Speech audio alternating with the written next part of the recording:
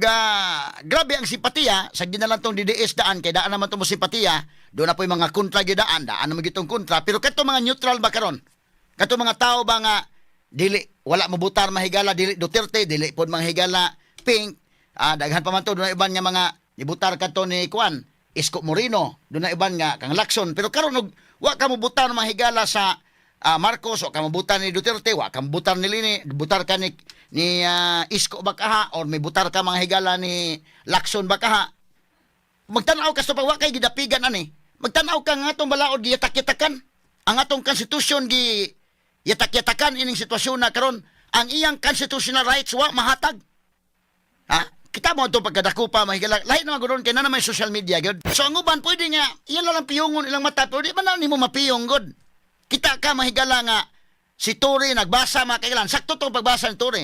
Kay Miranda rights man na nga doon na kay katungod mapakahilom, doon na kay katungod nga mokuhag abogado nga kanang imo gyung gusto nga abogado. Kana gibasa ng Tory. Right to counsel mga kaigalaan. Nya sa mingon sa ang akong counsel, ang abogado ko, ang anak kong babae. O wa pasudla. Di mo nakakuha. Sus. Di lang ako tiwasog. O di pa lang taon, di magyong balikason to Tory.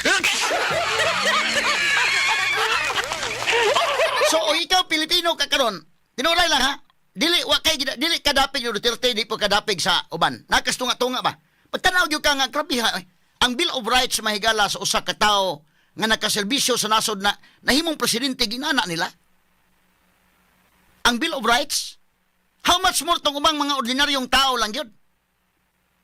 Kini ba, di pag-unsa ha, even ang Rome Statute, akong balikon, kay nilang basis sa warrant ng mahigala ang Rome Statute.